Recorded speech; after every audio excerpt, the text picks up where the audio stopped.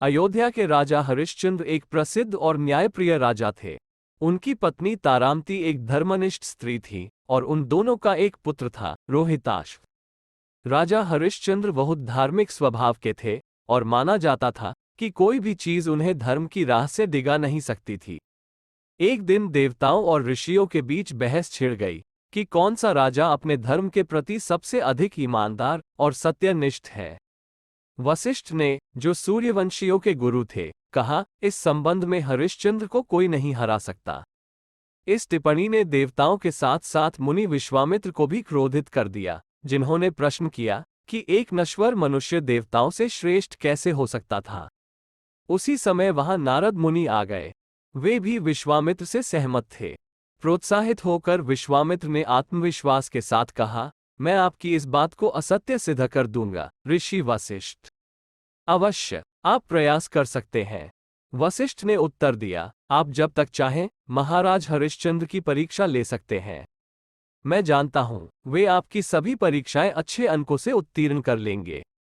किंतु मान लीजिए वे ऐसा न कर पाए, तो मैं वचन देता हूं कि मैं एक गुरु के रूप में अपना पद त्याग दूंगा और अपना शेष जीवन एक साधारण मनुष्य की तरह व्यतीत करूंगा।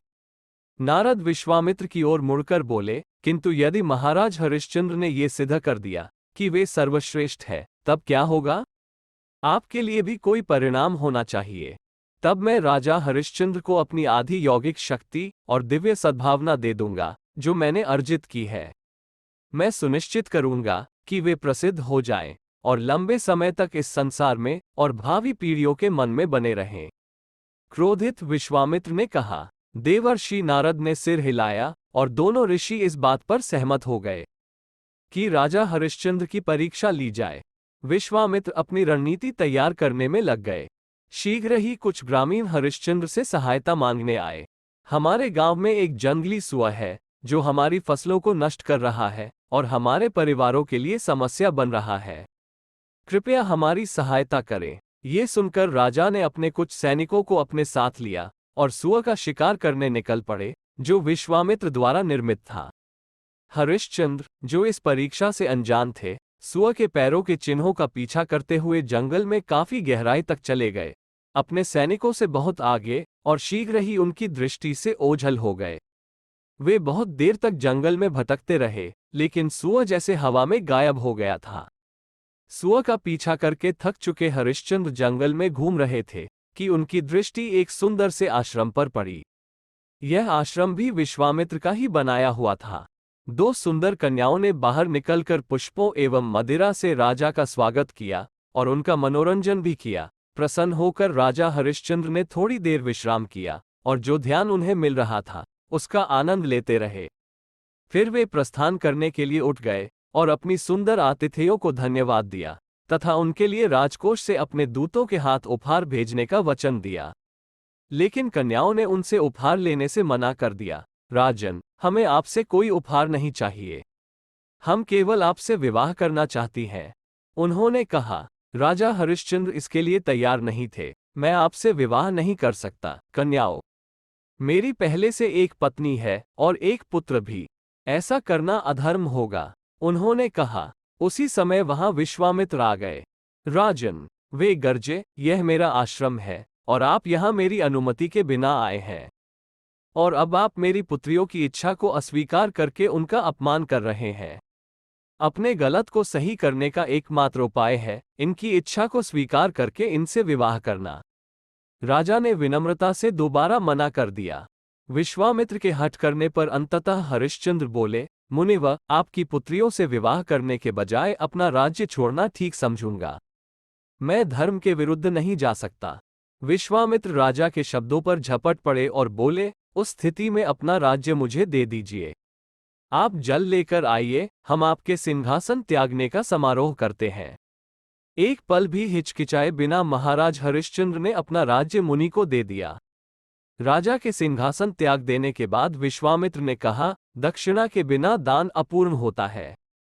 मुझे बताइए मुनिवर, आप दक्षिणा में क्या चाहते हैं? हरिश्चंद्र ने पूछा। मैं चाहता हूं कि एक लंबा व्यक्ति एक हाथी पर खड़े होकर भूमि पर सिक्का फेंके। मैं भूमि से लेकर हाथी पर खड़े व्यक्ति तक ऊंचा स्वर्ण का ढेर चाहता हूं। अवश्य, मैं महल में पहुंचते ही आपको स्वर्ण दे दूंगा। हरिश्चंद्र ने कहा, लेकिन आपका राज्य तो पहले ही मेरा हो चुका है, इसलिए आपका राजकोष भी अब आपका नहीं है। आप उसमें से कुछ नहीं ले सकते। मुनि ने कहा, मैं आपको देने के लिए अपनी व्यक्तिगत संपत्ति में से धन ले लूंगा। हरिश्चंद्र ने कहा, जब एक राज्य दान में दिया जाता है तो व्यक्तिगत संपत्ति भी उसमें शामिल होती है। मुनि ने कहा, मुझे इस बारे में सोचने दीजिए मुनिवर। मैं आपको धन दे दूंगा, किंतु कृपया अभी मुझे राज्य में जाकर अपने परिवार को सूचित करने दीजिए। मैं आपके साथ चलूंगा हरिश्चंद्र, ताकि आप औपचारिक रूप से अपना राज्य मुझे सौंप सकें। हरिश्चंद्र ने सहमति में सिर हिला दिया। जब राजा हरिश्चंद्र अयोध्या पहुंचे तो उन्होंने अपनी पत्नी एवं पुत्र को बुलाया और उन्हें नवीनतम घटनाओं के बारे में जानकारी दी। वे अब रानी व राजकुमार नहीं थे और महल में नहीं रह सकते थे। मुनि विश्वामित्र अपेक्षा कर रहे थे कि तारामती अपने पति के इस कार्य से क्रोधित होंगी और राजा पर दबाव डालेंगी कि वे किसी भी तरह अपना राज्य वापस पाने का प्रयास करें। हालांकि ऐसा कुछ भी नहीं हुआ। तारामती ने अपने पति से कोई प्रश्न नहीं किया। इसकी बजाय उन्होंने अपने और अपने पुत्र के राजकीय आभूषण हटा दिए और खड़ी हो गईं। मैं आपसे सहमत हूं, प्रिय पतिदेव। चाहे कुछ भी हो जाए, वचन का सम्मान रखा जाना चाहिए। हरिश्चंद्र विश्वामित्र की ओर मुड़े और बोले, हे ऋषिवर, मैंने सुना है कि काशी एक अत्यधिक समृद्ध शहर है, इसलिए मैं अपने परिवार के साथ वहां जाऊंगा और जब आपके लिए धन अर्जित कर लूंगा तो वापस लौट आऊंगा। काशी बहुत दूर है हरिश्चंद्र, और आपको लौटने में वर्षों लग सकते हैं। संभव है आप लौटे ही नहीं, किंतु आपने स्वर्ण देने का वचन दिया है, अतः मैं अपने शिष्य नक्षत्रक को आपके साथ भेजूंगा। माह के अंत तक आप उसे धन दे दीजिएगा। तब तक मैं यहां अपना शासन आरंभ करता हूं। इस प्रकार हरिश्चंद्र, तारामती और रोहिताश्व ने नक्षत्रक के साथ काशी की ओर अपनी यात्रा आरंभ की। हरिश्चंद्र की प्रजा सड़क के किनारे खड़ी होकर अपने राजा की स्थिति पर आंसू बहा रही थी। लोग विश्वामित्र के प्रति क्रोध प्रकट कर रहे थे, किंतु ऋषि उन पर ध्यान नहीं दे रहे थे। नक्षत्रक भी अपने गुरु जितना ही चतुर था और कभी भोजन, कभी पानी मांगकर और बार बार विश्राम के लिए रुकने को कहकर परिवार को परेशान कर रहा था। तारामती ने कभी पैदल चलकर इतनी लंबी दूरी की यात्रा नहीं की थी और वो जल्दी ही थक गई। बालक रोहिताश्व को भी बिना पर्याप्त भोजन और पानी के यात्रा करने में कठिनाई हो रही थी, किंतु न तो मां शिकायत कर रही थी, न ही पुत्र। हरिश्चंद्र अपने परिवार पर आई विपत्ति से व्यथित थे, किंतु वे विश्वामित्र को दिया वचन निभाने के लिए दृढ़ता से तत्पर थे। विश्वामित्र ने अपनी माया से भ्रमपूर्ण चोर, वन्य पशु, तूफान, चक्रवात और बाढ़ इत्यादि उत्पन्न किए, ताकि तारामती अपने पति से प्रार्थना करें और उन्हें उनकी योजना के साथ आगे बढ़ने से रोक लें। किंतु तारामती पूरी यात्रा के दौरान उदासीन बनी रहीं और काशी विश्वनाथ के नाम का जप करती रहीं, जब तक कि सारे भ्रम अपने तार्किक अंत तक नहीं पहुंच गए। एक लंबी और उथल पुथल भरी यात्रा के बाद अंततः चारों काशी पहुंच गए। वह माह का अंतिम दिन था। नक्षत्रक धन की मांग करने लगा, या तो मुझे शीघ्र धन दें या अपनी हार स्वीकार करें। वह हरिश्चंद्र को तंग करने लगा। कहीं कोई राहत नजर न आने पर और दबाव का अंत न होने पर हरिश्चंद्र को अपना ऋण चुकाने का एकमात्र उपाय यही सूझा कि वह स्वयं को और अपने परिवार को बेच दें। यह उनके द्वारा लिया सबसे कठिन निर्णय था और उन्होंने इस पर काफी देर विचार किया। अंत में उन्होंने एक सार्वजनिक घोषणा की, मेरी पत्नी, मेरा पुत्र और मैं बिकने के लिए तैयार हैं। जो भी हमें खरीदेगा उसे हमें उतना स्वर्ण देना होगा जितना हम चाहते हैं। मैं चाहता हूं कि एक लंबा व्यक्ति हाथी पर खड़े होकर भूमि पर एक सिक्का फेंके और मैं भूमि से लेकर हाथी पर खड़े उस व्यक्ति के सिर तक ऊंची स्वर्ण की ढेरी चाहता हूं। ये सुनकर एक वृद्ध व्यक्ति उनके पास आया और बोला, मेरी पत्नी बीमार है और मुझे भोजन पकाने एवं घर की सफाई करने के लिए एक सेविका चाहिए। मैं तुम्हारी पत्नी के लिए उस धन का एक हिस्सा दूंगा जिसकी तुम्हें आवश्यकता है। तारामती रोने लगी, मुझे एक रोती हुई सेविका नहीं चाहिए, मुझे कोई ऐसा चाहिए जो ईमानदारी से काम करे। वृद्ध ने तारामती के आंसुओं को देखकर अनिश्चित स्वर में कहा, नहीं नहीं, तारामती ने कहा और अपने आंसू पोंछ लिए, मैं प्रसन्नतापूर्वक आपके लिए काम करने आऊंगी, किंतु कृपया मुझे मेरे पुत्र को साथ लाने की अनुमति दे दीजिए। ये तो एक समस्या हो जाएगी। मुझे तुम्हारे पुत्र को खिलाने के लिए भी खर्च करना पड़ेगा। वृद्ध ने कहा, स्वामी, मेरे लिए अपने पुत्र से अलग रहना कठिन होगा। तारामती गिड़गिड़ाए, मैं आपको विश्वास दिलाती हूँ कि वो घर के अन्य कामों में आपकी सहायता करके अपनी रोटी कमा लेगा।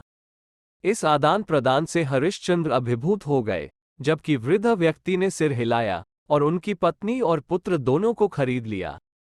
नक्षत्रक, जो उनसे कुछ दूर खड़ा था, ने उस वृद्ध व्यक्ति से कहा, आप धन अपने पास ही रखें। मेरे गुरु विश्वामित्र एक दिन आकर इसे आपसे ले जाएंगे। तारामती ने अपने पति पर एक अंतिम स्नेहपूर्ण दृष्टि डाली और बिना एक शब्द बोले मुड़ गई, अपने पुत्र के कंधे पर हाथ रखा और वृद्ध व्यक्ति के पीछे उसके घर की ओर चल पड़ी। अकेले रह गए हरिश्चंद्र ने एक बार फिर घोषणा की, मैं आजीवन उस व्यक्ति का दास बनकर रहने को तैयार हूं, जो मुझे मेरी आवश्यकता का शेष धन देने के लिए सहमत होगा। एक मोटा, भारी शरीर का व्यक्ति भीड़ में से निकलकर उनके सामने खड़ा हो गया। मैं वीरा बाबू हूं और मैं शहर के शमशान मणिकर्णिका घाट का स्वामी और रखवाला हूं। मुझे एक सेवक की आवश्यकता है जो शमशान घाट पर मेरे कर्तव्य पूरे करने में मेरी सहायता कर सके। मैं तुम्हारी जीवन भर की सेवाएं खरीदूंगा। वीरा बाबू ने स्वर्ण मुद्राएं निकाली और हरिश्चंद्र को खरीद लिया। नक्षत्रक एक अच्छे राजा को शमशान के मालिक का दास बनते देख एक पल के लिए दुखी हुआ, किंतु उसे मुनि विश्वामित्र के प्रति अपने कर्तव्य का पालन करना था। उसने वीरा बाबू से कहा, आप ये स्वर्ण अपने पास रखें, मेरे गुरु ऋषि विश्वामित्र एक दिन आकर इसे ले जाएंगे। इतना कहकर नक्षत्रक चला गया। वीरा बाबू हरिश्चंद्र की ओर मुड़कर बोला, जैसा मैंने कहा था, मैं मणिकर्णिका घाट का स्वामी हूं। किंवदंती यह है कि जब भगवान शिव की पहली पत्नी सती की उनके पिता के यज्ञ में मृत्यु हो गई थी और शिव ने उनके शरीर को उठाकर दुख व क्रोध में तांडव नृत्य किया था, तो उनकी बालियां उनके कानों से निकलकर इसी क्षेत्र में गिरी थीं। इसलिए इसका नाम मणिकर्णिका रखा गया। लोग इस विश्वास के कारण काशी में अपनी अंतिम सांस लेना पसंद करते हैं कि यदि उनकी अस्थियां गंगा नदी में प्रवाहित की जाएंगी तो वे स्वर्ग में जाएंगे। अब चलो, तुम्हारे कार्य मुख्य रूप से भूमि पर होंगे। मैं शमशान संस्कारों के लिए एक निश्चित शुल्क लेता हूँ। मेरे लिए कुछ सोने के सिक्के और एक सोने का सिक्का एवं लंगोट तुम्हारे लिए। कभी भी अंतिम संस्कार निःशुल्क मत करना। तुम्हें दिन रात हर समय उपलब्ध रहना होगा, क्योंकि मृत्यु का कोई समय नहीं होता और मृत शरीर किसी भी समय आ सकता है। तुम्हें यह भी सुनिश्चित करना होगा कि कोई वन्य पशु भूमि में प्रवेश नहीं करे और न ही उसे अपवित्र करता है। ये तुम्हारे लिए स्थायी निर्देश है। हरिश्चंद्र ने सिर हिलाया और समझ गए कि उन्हें मणिकर्णिका घाट पर ही रहना होगा। शीघ्र ही वीरा बाबू भी चला गया और हरिश्चंद्र अकेले रह गए। जब हरिश्चंद्र ने घाट के नीचे बहती गंगा नदी को देखा तो वे सरयू नदी के तट पर बसे अपने राज्य और उसकी राजधानी अयोध्या के बारे में सोचने लगे।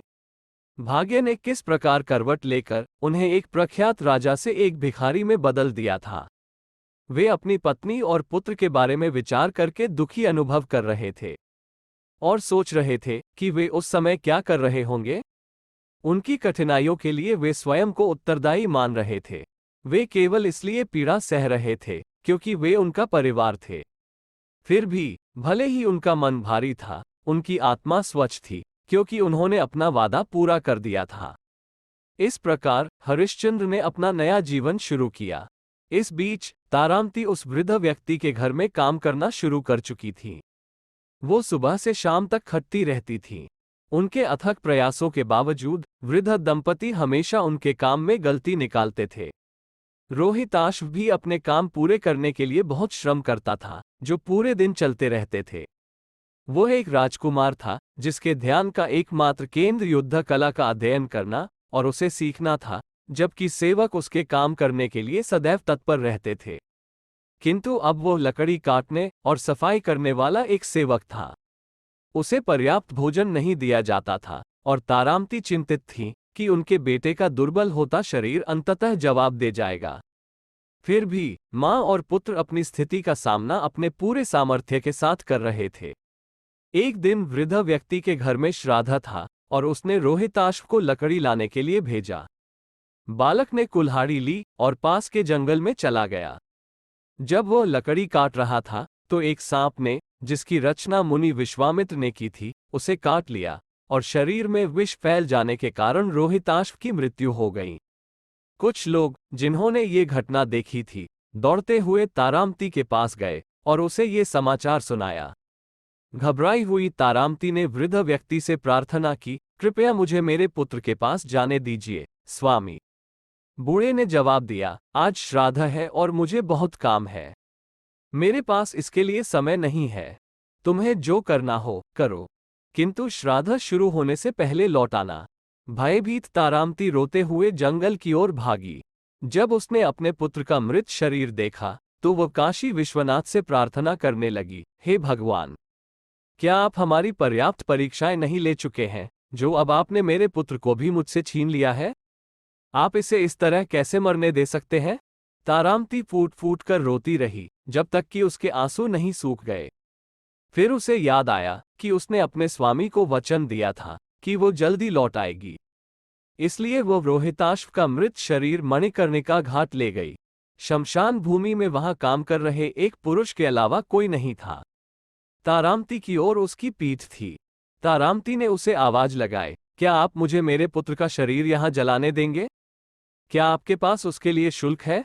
उस आदमी ने बिना उसकी ओर मुड़े पूछा, नहीं स्वामी, मैं एक धनी व्यक्ति के घर में सेविका हूं और मेरे पास कोई धन नहीं है।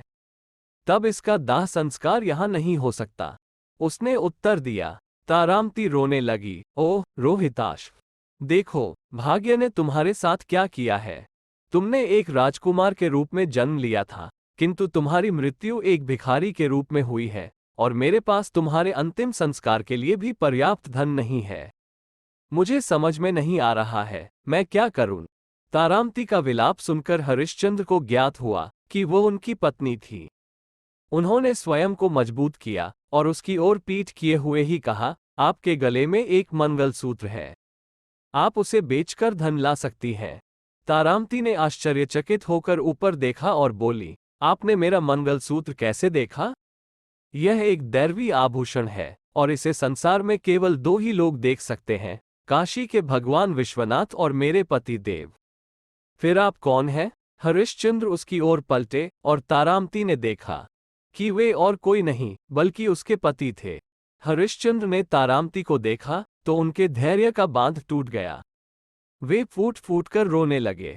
फिर उन्होंने स्वयं को संभाला और कहा, हमारा पुत्र चला गया है, किंतु आपको उसके अंतिम संस्कार के लिए धन लाना होगा। मैं अपना शुल्क छोड़ सकता हूं, किंतु अपने स्वामी के हिस्से के साथ ऐसा नहीं कर सकता। तारामती, कृपया अपने स्वामी से धन ले आइए।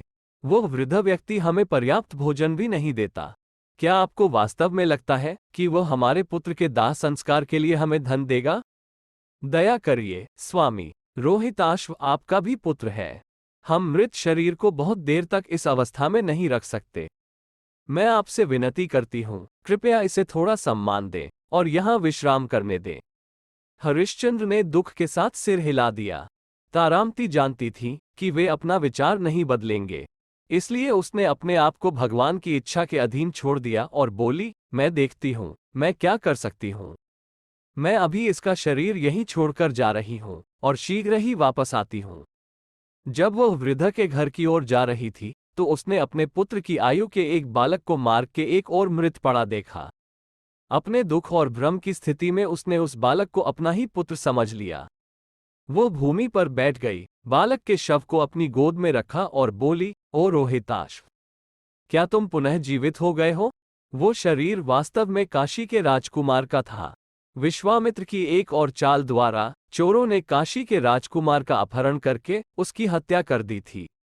राजकीय सुरक्षाकर्मी राजकुमार को ढूंढते हुए तारामती के पास पहुंच गए, जो राजकुमार का निर्जीव शरीर लेकर बैठी थी। यह मानकर कि वही राजकुमार की हत्यारी थी, उन्होंने उसे पकड़ लिया और घसीटते हुए राजा के पास ले गए। महाराज, यही वह राक्षसी स्त्री है जिसने राजकुमार की हत्या की है। राजा दुख से भर गए, किंतु जब रानी ने अपने पुत्र का मृत शरीर देखा तो वह आघात से मूर्छित हो गई। तारामती अभी भी बहुत दुखी थी और उसकी मानसिक स्थिति ठीक नहीं थी। वो बड़बड़ाने लगी, मेरे पुत्र को सांप ने काट लिया है और मेरे पति मुझे दाह का शुल्क दिए बिना उसका अंतिम संस्कार करने की अनुमति नहीं दे रहे हैं। राजा दुख के अतिरेक में कुछ समझ नहीं पा रहे थे। बिना कुछ विचार किए उन्होंने आदेश दे दिया, इस स्त्री का सिर धड़ से अलग कर दो। इसे मणिकर्णिका घाट ले जाओ और वहीं पर इसे मार दो। सैनिक तारामती को मणिकर्णिका घाट ले गए और हरिश्चंद्र से कहा कि उन्हें इस अपराधी का सिर काटना था। हरिश्चंद्र ने तारामती को देखा। उनका चेहरा निस्तेज व निर्जीव हो गया। वे इसके लिए तैयार नहीं थे। वे जानते थे कि तारामती ने राजकुमार की हत्या नहीं की, किंतु उन्हें उसे मारने का आदेश मिला था और राजा की आज्ञा का पालन करना उनका कर्तव्य था। उन्होंने बंद आंखों से अपनी तलवार उठाई और तारामती का सिर काटने के लिए तैयार हो गए। अचानक आकाश से पुष्प वर्षा होने लगी। शरीर पर कोमल पंखुड़ियों का स्पर्श महसूस होने पर हरिश्चंद्र ने अपनी आंखें खोली। उनके सामने ऋषि वशिष्ठ खड़े थे। हरिश्चंद्र, आपने अपनी धर्मनिष्ठता प्रमाणित कर दी है। मुझे आप पर गर्व है। हरिश्चंद्र चकित रह गए और समझने का प्रयास करने लगे कि क्या हो रहा था। तारामती भी आश्चर्यचकित हो गईं। अपनी आंखों की कोरों से हरिश्चंद्र ने रोहिताश्व को हिलते देखा। बालक ने अपनी आंखें खोली और ऐसे उठकर बैठ गया जैसे कि गहरी नींद से जागा हो। तब तक मुनि विश्वामित्र की माया का भी अंत हो गया था और काशी के राजा अपने पुत्र के साथ, जो जीवित तथा स्वस्थ था, भागते हुए वहां आ गए। अब विश्वामित्र नक्षत्रक के साथ वहां आए और हरिश्चंद्र को संबोधित करके बोले, मुझे आप पर गर्व है। आपको इतनी चुनौतीपूर्ण परीक्षा में डालने के लिए मैं क्षमा चाहता हूं, किंतु आपने प्रत्येक स्थिति का सामना बिना किसी विरोध या क्रोध के किया। आप वास्तव में समस्त राजाओं में से सर्वाधिक धर्मनिष्ठ हैं। जब तक इस संसार का अस्तित्व है, काशी विश्वनाथ को साक्षी मानते हुए आज से आप सत्य हरिश्चंद्र के नाम से जाने जाएंगे और मणिकर्णिका घाट पृथ्वी के सबसे पवित्र घाटों में से माना जाएगा। मैं आपका राज्य आपको लौटाता हूं और साथ ही अपने अच्छे कर्मों द्वारा अर्जित पुण्यों का आधा हिस्सा आपके साथ साझा करता हूं। राजा हरिश्चंद्र ने ऋषियों के आशीर्वाद को स्वीकार किया और अपने परिवार के साथ अयोध्या वापस लौट गए। उन्होंने लंबे समय तक बुद्धिमत्तापूर्वक अयोध्या पर शासन किया।